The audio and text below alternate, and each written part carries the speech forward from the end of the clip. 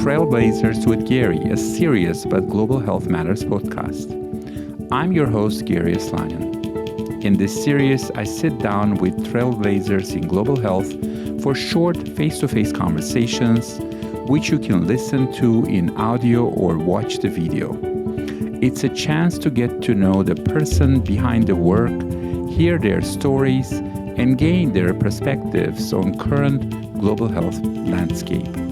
Join me as we explore the people, places, and ideas driving global health forward. Let's get started.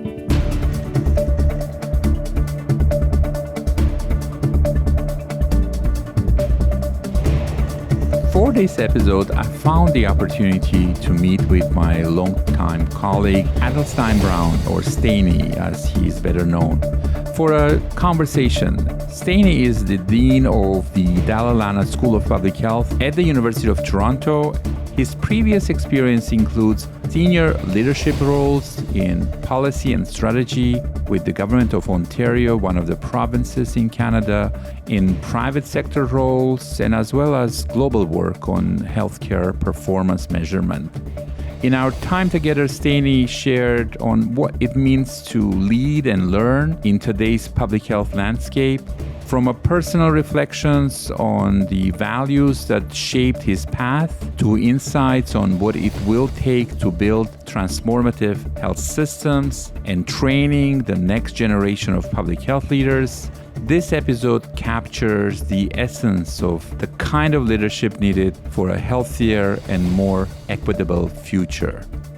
Hi everyone, welcome to another Trailblazers with Garry episode, and I'm here in Toronto, Canada at the Dalla School of Public Health at University of Toronto, and the School of Public Health here is very well known in North America and is number one in Canada.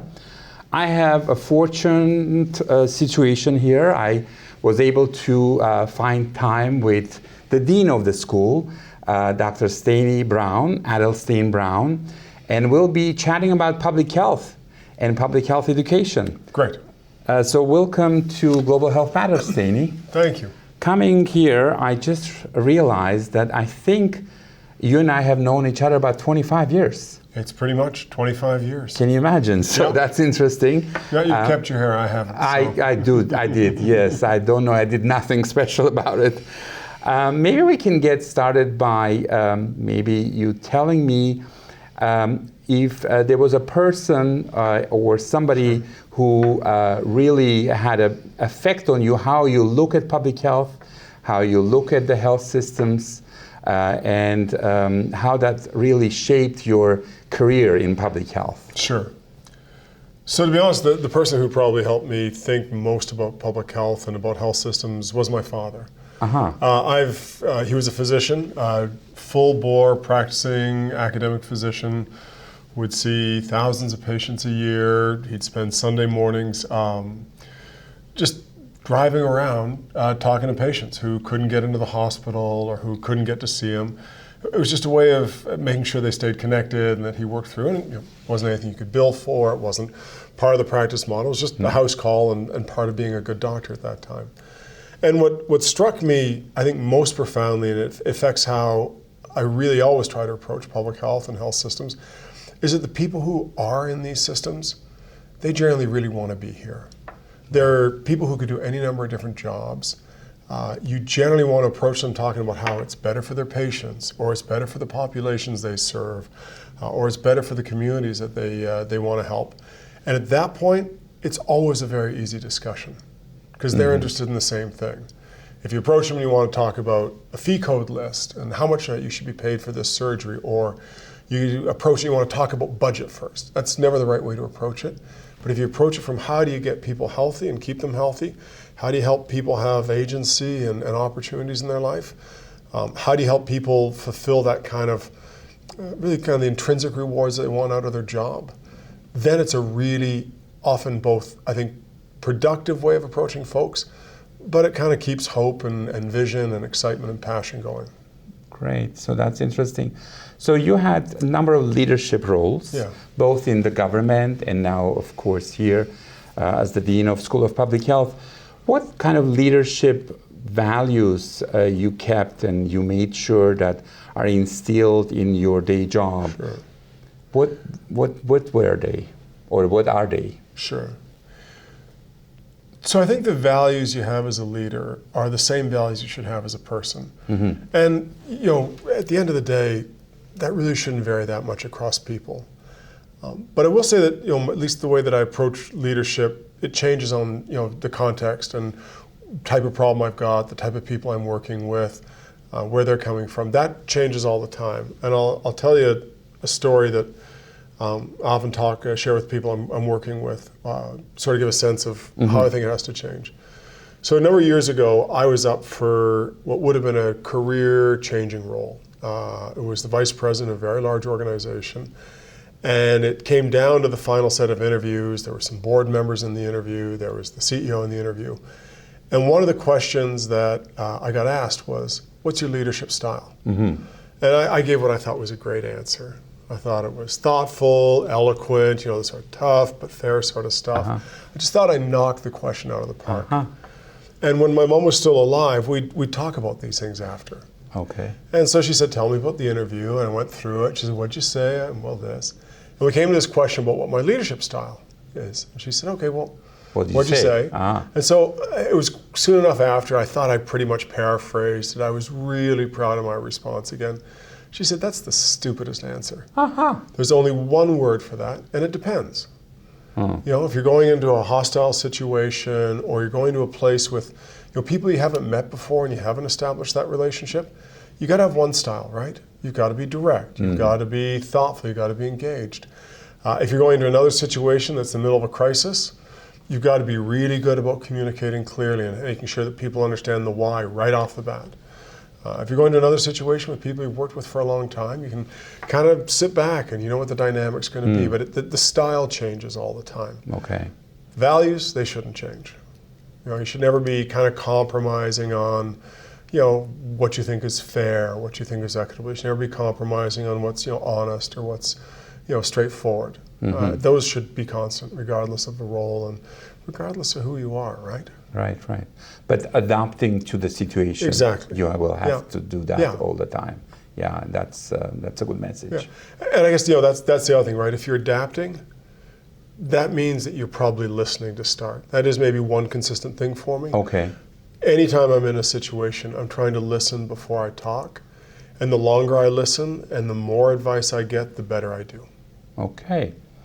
So recently you've published a paper with some of your colleagues about leadership in learning health systems and how the leaders need to be guided by certain values of equity, etc.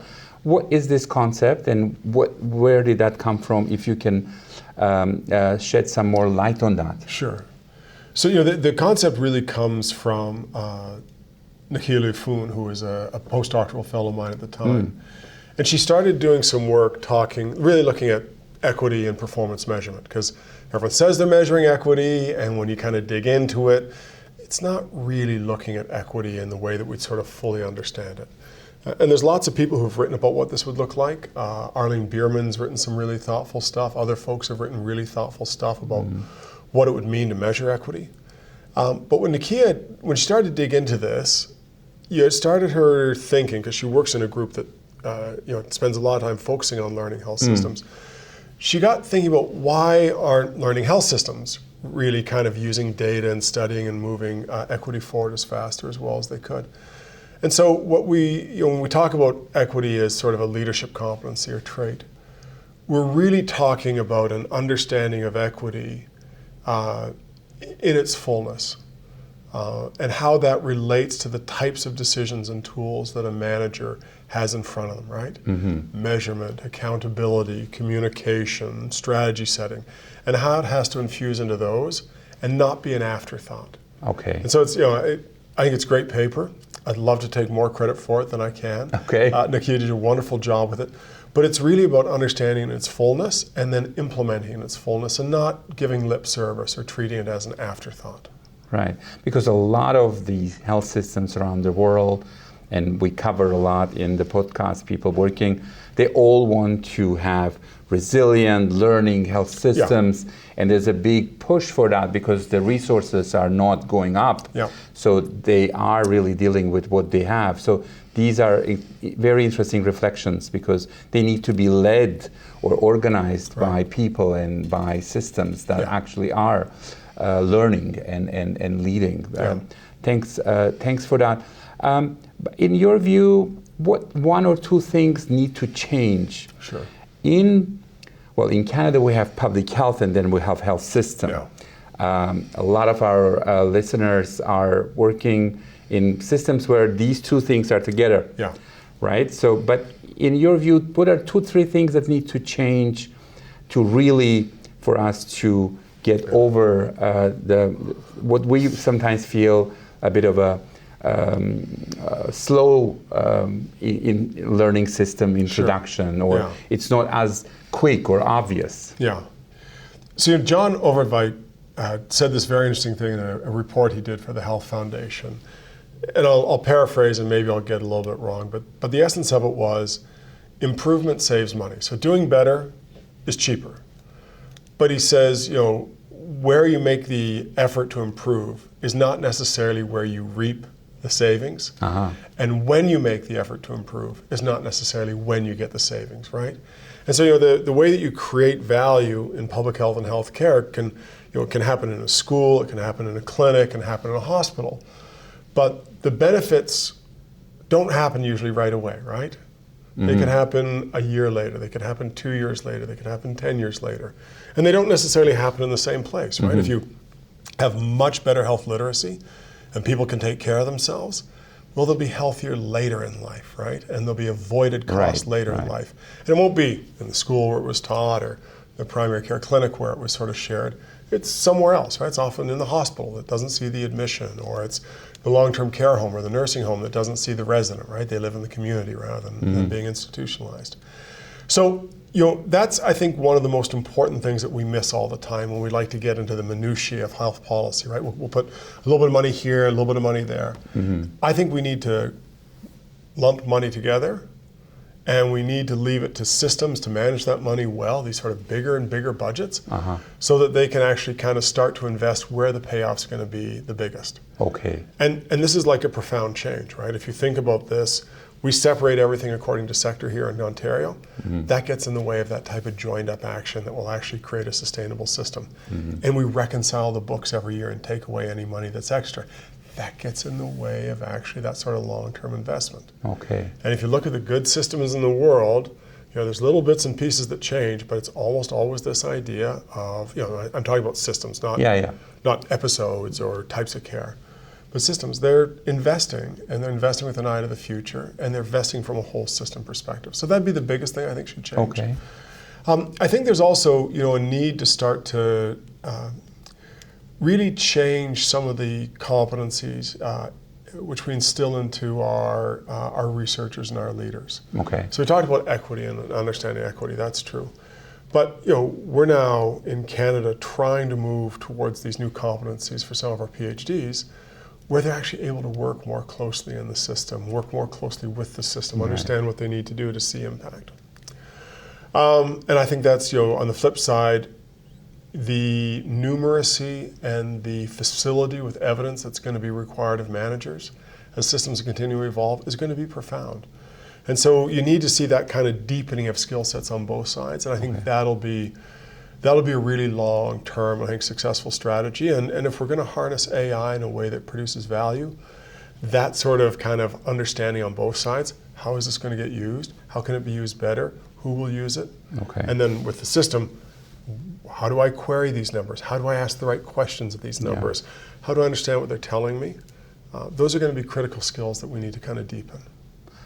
So if I build on that answer, it's basically we are recognizing that we have way too many new things we have to deal with.